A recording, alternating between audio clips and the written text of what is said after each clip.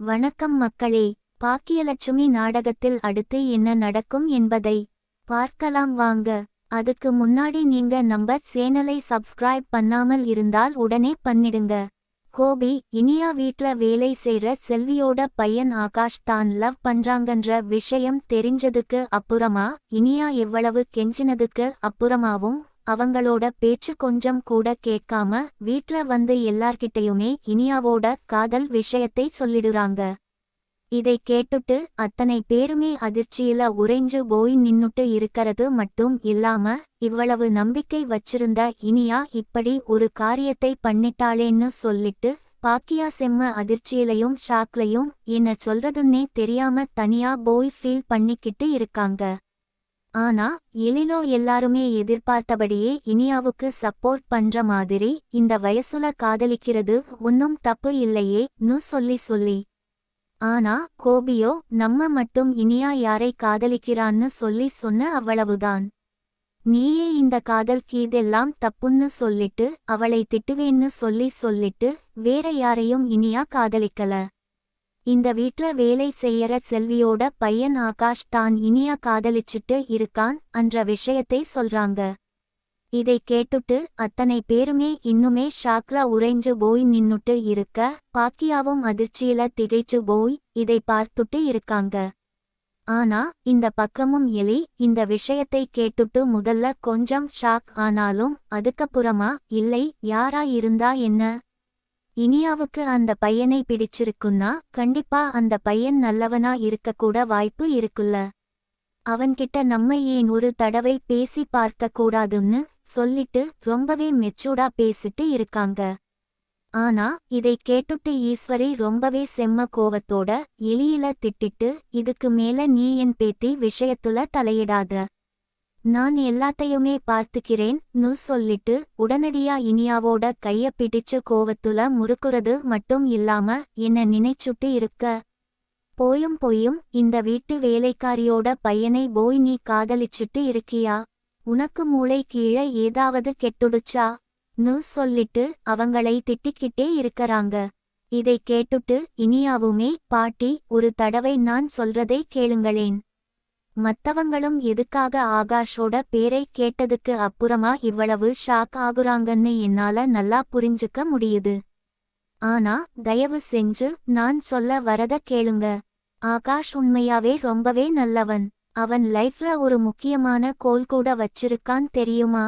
அவன்கிட்ட இப்ப வேணா பணம் இல்லாம இருக்கலாம், ஆனா கண்டிப்பா ஒரு நாள் இல்லன்னா ஒரு நாள் ரொம்ப பெரிய லெவலுக்கு வருவான்னு சொல்லிட்டு ஆகாஷ் பற்றி கொஞ்சம் பெருமையா சொல்லலாம்னு சொல்லிட்டு சொல்ல ஆரம்பிக்கிறாங்க.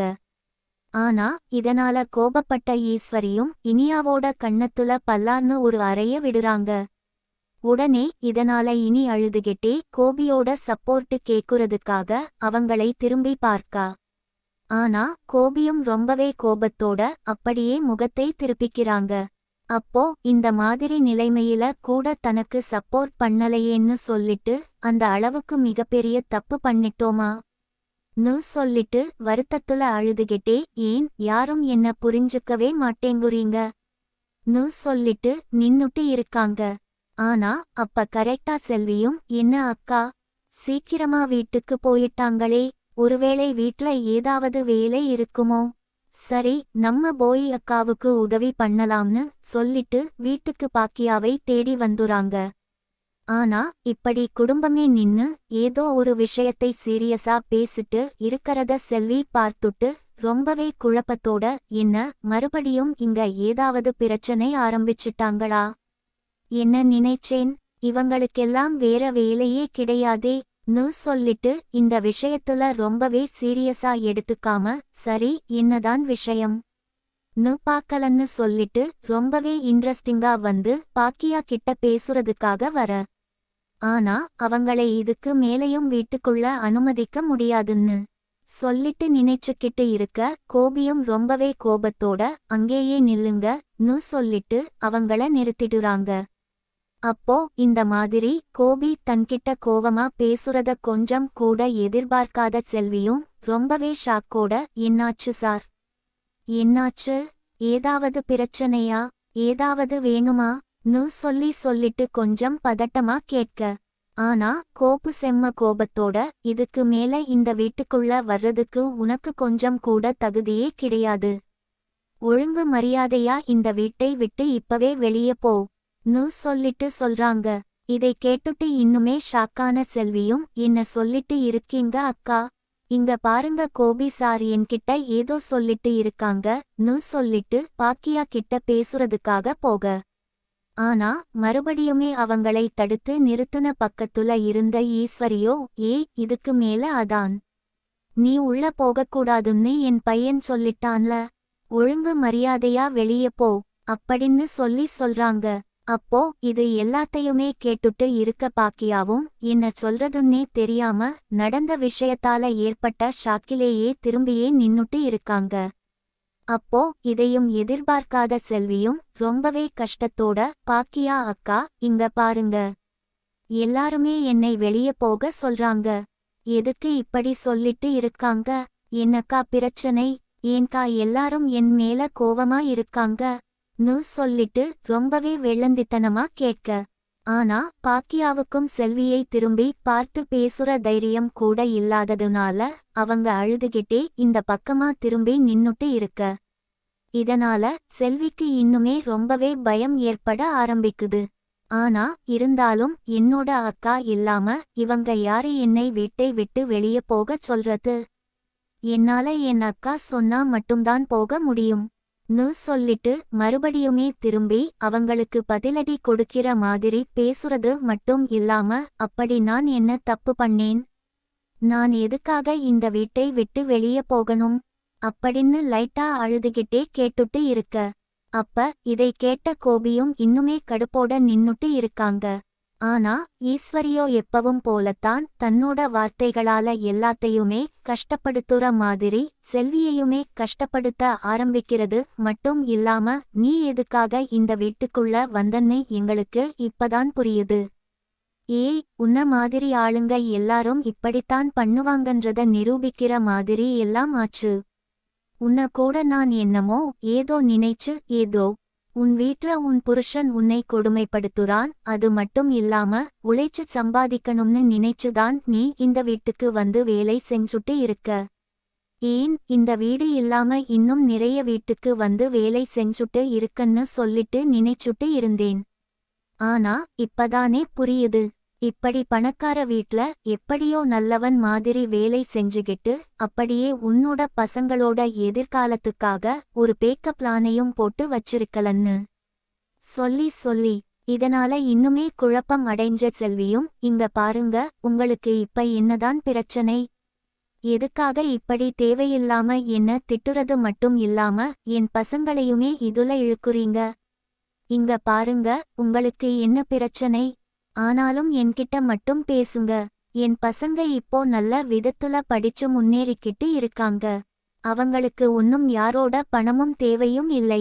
நானும் யாரோட பணத்துக்கும் ஆசைப்பட்டதும் கிடையாது. நாங்க உழைச்சு சம்பாதிச்சு முன்னேறணும்னு நினைக்கிறோம் ன்னு சொன்னது மட்டும் இல்லாம, அக்கா நீ எதுக்காக அக்கா திரும்பியே நின்னுட்டு இருக்க? இங்க பாரு அக்கா, என்னை எல்லாரும் எப்படி திட்டிட்டு இருக்காங்கன்னு. இவங்களுக்கெல்லாம் என்னதான்கா பிரச்சனை ன்னு சொல்லிட்டு மறுபடியுமே வெள்ளந்தித்தனமா பாக்கியா கிட்ட பேச. ஆனா பாக்கியாவும் திரும்பி பாக்குற மாதிரியே தெரியல. அதனால இன்னுமே செல்வி ரொம்பவே குழப்பம் அடைய. ஆனா இந்த பக்கம் நின்னுட்டு இருக்க ஈஸ்வரியும் உடனடியா இருந்த ஆதங்கத்துல நல்லவ மாதிரி நடிச்சே இப்படி எங்களை ஏமாத்திட்டியேடின்னு சொல்லிட்டு அவங்கள்கிட்ட கோவப்பட ஆரம்பிக்க. இதனால இன்னுமே குழப்பம் அடைஞ்ச செல்வியும், என்னதான் உங்களுக்கு பிரச்சனை ன்னு சொல்லிட்டு கேட்க ஆரம்பிக்க. அப்ப கரெக்டா அங்க வந்த செழியனும், என்ன தைரியம் இருந்தா உன்னோட பையன் ஆகாஷ் இந்த வீட்டு பொண்ணு கூட பழகி இருப்பான்னு சொல்லிட்டு பேசுறாங்க. இதை கேட்ட உடனேயே செல்வி இன்னுமே செம்ம ஷாக் ஆக. ஆனா ஈஸ்வரியும், இதுக்கு மேல நீ இந்த வீட்டுக்குள்ள ஒரு அடி கூட எடுத்து வைக்கக்கூடாது. ஒழுங்கு மரியாதையா இங்க இருந்து வெளியே போ அப்படின்னு சொல்றாங்க. இதை கேட்டுட்டு செல்வியும், அக்கா அப்படின்னு மறுபடியுமே கடைசியா ஒரு தடவை பாக்கியாவை பார்த்து கேட்க. ஆனா பாக்கியாவோ செல்வியை பாக்குற மாதிரியே தெரியல, அவங்க ஓரமாவே நின்னுட்டு இருக்க. இதனால செல்வியோ இன்னுமே மனக்கஷ்டத்தோட அங்க இருந்து கதறி அழுதுகிட்டே திரும்பி போறாங்க. அப்படி போகும்போது கூட திரும்பி திரும்பி நம்மளோட வீடு மாதிரி நினைச்ச இங்க நம்ம பழகிட்டு இருந்தோமே. ஆனா இவங்க எல்லாரும் நம்மளை இப்படி அசிங்கப்படுத்திட்டாங்களே. ஆகாஷ் இந்த வீட்டு பொண்ணை காதலிக்கிறான்னு சொல்லி சொன்னதே எனக்கு அதிர்ச்சியா இருக்கு. ஆனா நான் அந்த திட்டத்தை போட்டு கொடுத்தேன்னு சொல்லிட்டு என் மேலையுமே இவ்வளவு பெரிய பழியை போட்டுட்டாங்களே. சொல்லிட்டு மறுபடியுமே கஷ்டத்தோட அங்கிருந்து கிளம்பி போறாங்க. ஆனா இந்த பக்கமும் செழியனுக்கு இந்த மாதிரி செல்வி கிட்ட பேசுனது கொஞ்சம் கூட பிடிக்கல. எழிலோ, டேய் என்னடா பண்ணிட்டு இருக்க? இந்த வீட்ல வேலை செய்றவங்களோட பையனா ஆகாஷ் இருந்தாலுமே ஆகாஷ் எவ்வளவு நல்ல பையன்னு நமக்கு நல்லாவே தெரியும்ல. அவன் ஒரு சூப்பரான கோலோட இருக்கான்டா. அவனால கண்டிப்பா அந்த கோல் அச்சீவ் பண்ண முடியும்னு நம்ம எல்லாரும் கூட அவனை என்கரேஜ் பண்ணிட்டு இருந்தோம். ஆனா இப்போ இனியா அவனை லவ் பண்ற ஒரே காரணத்துக்காக நீங்க இப்படி அவங்கள அசிங்கப்படுத்துறது நல்லாவே இல்ல. அம்மா நீயும் என்னமா இவ்வளவு சைலண்டா அமைதியா நின்னுட்டு இருக்க? ஒரு தடவை செல்வி ஆண்டி கிட்ட பார்த்து பேசலாம்ல. அவங்க எவ்வளவு கஷ்டத்தோட உன்னை கூப்பிட்டுக்கிட்டே இருந்தாங்க. நீ ஒரு தடவை அவங்க கிட்ட இதை பற்றி பேசிருக்கலாம் இல்ல? அது மட்டும் இல்லாம செல்வி அக்கா உங்களை அக்கா மாதிரி தானமா பார்த்தாங்க. நீங்க ஏன்மா அவங்கள தங்கச்சி மாதிரி பார்க்காம விட்டுட்டீங்க? அவங்களை நீங்களும் இந்த வீட்டு வேலைக்காரங்களா நினைச்சுதானே இப்ப இவ்வளவு சைலண்டா இருக்கீங்க. அது மட்டும் இல்லாம வேலைக்காரங்களோட பையனை காதலிக்கிறதா அவ்வளவு பெரிய அசிங்கமா? என்னம்மா ஒரு நல்ல பையனா இருந்தா போதாதா? அவன்கிட்ட பணம் இருக்கணுமா என்ன? ஒரு சூப்பரான விஷயத்தை எலி சொன்னது மட்டும் இல்லாம இனியா கிட்ட இனியம்மா அப்படின்னு சொல்லிட்டு அவங்க கிட்ட பேச போக. ஆனா இனியாவும் நடந்த விஷயத்தால ரொம்பவே கஷ்டத்தோட அவங்களோட அப்பா கோபி கிட்ட, சி நீங்க இந்த மாதிரி பண்ணுவீங்கன்னு நான் எதிர்பார்க்கவே இல்ல. இப்பா என்னதான் நான் ஆகாஷ் லவ் பண்றேன்னு விஷயம் உங்களுக்கு ஷாக்கா உங்களுக்கு பிடிக்காம இருந்திருந்தாலும் நீங்க செல்வி ஆண்டி கிட்ட இப்படி ஒரு விஷயத்தை பண்ணுவீங்கன்னு நினைச்சு கூட பார்க்கல. இப்ப உங்க எல்லாரையுமே பார்க்க எனக்கு அசிங்கமா இருக்கு, அருவருப்பா இருக்க சொல்லிட்டு அவங்களோட குடும்பத்தையே திட்டிட்டு பணத்துக்காக ஒருத்தங்களோட மனசை இப்படி கஷ்டப்படுத்திட்டீங்க சொல்லி சொன்னது மட்டும் இல்லாம நானும் ஆகாஷும் லவ் பண்ண விஷயம் செல்வி ஆண்டிக்கு தெரியவே தெரியாது. ஏன் ஃபர்ஸ்ட் ஆகாஷ் கிட்ட லவ்வ சொன்னது கூட நான் தான். ஏன்னா அவனை எனக்கு ரொம்பவே பிடிச்சிருந்துச்சு, அவனோட கோலும் பிடிச்சிருந்துச்சு. அதனாலதான் ஃபர்ஸ்ட் அவன் கூட ஃப்ரெண்ட்ஷிப்பா பழகுனான். அதுக்கப்புறமா அவன் கூட்டியே இருக்கணும்னு ஆசைப்பட்டுதான் நான் அவன்கிட்ட என்னோட காதலை சொன்னேன். அவனும் ரொம்ப நாள் கழிச்சுதான் எனக்கு சம்மதமே தெரிவிச்சான். தெரியுமா ஏன் தெரியுமா அந்த டிலே ஏன்? அவன் இந்த குடும்பத்து மேல அவ்வளவு மதிப்பும் மரியாதையும் வச்சிருந்தா இந்த குடும்பத்துக்கு துரோகம் பண்ண கூடாதுன்னு நினைச்சுட்டு இருந்தான். ஆனாலும் நான் தான் அவனோட மனசை மாத்தி என் கூட பழக வச்சேன், என்னை காதலிக்க வச்சேன் சொல்லி சொன்னது மட்டும் இல்லாம இப்படி நீங்க பண்ணுவீங்கன்னு நான் எதிர்பார்க்கவே இல்லை. இந்த குடும்பம் எவ்வளவு அசிங்கமா யோசிக்கும்னு நான் நினைச்சு கூட பார்க்கல. இவ்வளவு நாளா இந்த குடும்பத்தை பெருமையா நினைச்சுட்டு இருந்தேன். ஆனா அது எல்லாமே தப்பு சொல்லி இறுதியாக வெடிக்கிற மாதிரி பேசினாள். எல்லாருமே புரிய வச்சிட்டீங்கன்னு சொல்லி சொன்னது மட்டும் இல்லாம பாக்கி கிட்ட, அம்மா நீங்க கூட இப்படி பண்ணுவீங்கன்னு நான் எதிர்பார்க்கவே இல்லைமா. உங்களுக்கும் செல்வி ஆண்டிக்கும் நடுவுல இருந்த உறவு எவ்வளவு சூப்பரான உறவு, எவ்வளவு சூப்பரான பாண்டின்றத தெரிஞ்சதுக்கு அப்புறமாவும் தான் நான் இப்படி தைரியமா ஒரு விஷயத்தை பண்ணமா. ஆனா இப்போ நீங்களே அவங்க கூட பழகுன பழக்கம் பாசம் எல்லாத்தையுமே மறந்துட்டு அவங்க ஒரு வேலைக்காரங்கன்னு நினைக்க ஆரம்பிச்சிட்டீங்க இல்ல? எனக்கு இந்த வீட்ல இருக்கறவங்க யாரையுமே பிடிக்கல, உங்க எல்லாரையுமே நான் வெறுக்கிறேன் சொல்லிட்டு அழுதுகிட்டே அவங்களோட ரூமுக்கு போயிட்டு கதவை சாத்திக்கிறாங்க. அப்போ இதனால இன்னுமே அதிர்ச்சி அடைஞ்ச பாக்கியாவும் நம்ம ரொம்ப பெரிய தப்பு பண்ணிட்டோம் போலையே. ன்னு சொல்லிட்டு ஷாக்கோட கண் கலங்கி நின்னுட்டு இருக்காங்க. ஆனா இன்னொரு பக்கமும் அழுதுகிட்டே வெளிய போன செல்வியும் உடனடியா ஆகாஷ்க்கு கால் பண்ணி, ஐயா சீக்கிரமா வீட்டுக்கு வாயா. அம்மா உன்கிட்ட முக்கியமான ஒரு விஷயத்தை பேசணும் ன்னு சொல்லிட்டு போன கட் பண்ணிடுறாங்க. அப்போ இப்படி தன்னோட அம்மா அழுதுகிட்டே போன் பண்ணறத பார்த்த ஆகாஷ் உடனடியா அவங்களோட வீட்டுக்கு ரொம்பவே பதட்டத்தோட கிளம்பி போறது மட்டும் இல்லாம மனசுக்குள்ளேயே ஒருவேளை அம்மாவுக்கு இந்த விஷயம் தெரிஞ்சிருக்குமோ, அம்மாவை எல்லாரும் கஷ்டப்படுத்தி இருப்பாங்களோ. இருந்தாலும் பாக்கிய ஆண்டி கண்டிப்பா அம்மா கிட்ட கொஞ்சம் நல்ல விதமாதான் நடந்துட்டு இருந்திருப்பாங்க ன்னு சொல்லிட்டு கொஞ்சம் தைரியத்தோட அவங்களோட வீட்டுக்கு போக. ஆனா அவங்களோட அம்மாவோ ஆகாஷ் நினைச்சதுக்கு மாறா மத்தவங்க பேசுனது எல்லாத்தையுமே சொன்னது மட்டும் இல்லாம அதுக்காக கொஞ்சம் கம்மியா கவலைப்பட்டாலும் பாக்கியா தன்னை பார்த்து ஒரு வார்த்தை கூட பேசாம, ஏன் தன்னோட முகத்தை கூட பார்க்காம நின்னதையுமே சொல்லி காட்டிட்டு இன்னுமே கஷ்டத்தோட கதறி அழ ஆரம்பிக்கிறாங்க. அப்போ இப்படி தன்னோட அம்மா அழுகுறத கொஞ்சம் கூட பார்க்க கூட முடியாது. ஆகாஷோ இன்னுமே கஷ்டத்தோட என்ன தயவு செஞ்சு மன்னிச்சிருவாங்க ன்னு சொல்லிட்டு செல்வியோட கால்லையே விழுந்து கதறுறாங்க. ஆனா செல்வியோ நம்மளோட தகுதி என்னன்றத இப்போ எனக்கு எல்லாருமே சேர்ந்து புரிய வச்சிட்டாங்கடா. தயவு செஞ்சு இதுக்கு அப்புறமா அந்த வீட்டோட பொண்ணோட சவகாசமே நமக்கு வேண்டாம்டா. எனக்கு இப்பதான் நம்ம ஏண்டா ஏழையா பிறந்தோம்னு கஷ்டமா இருக்குடா ன்னு சொல்லிட்டு இன்னுமே கஷ்டத்தோட அழ ஆரம்பிக்க.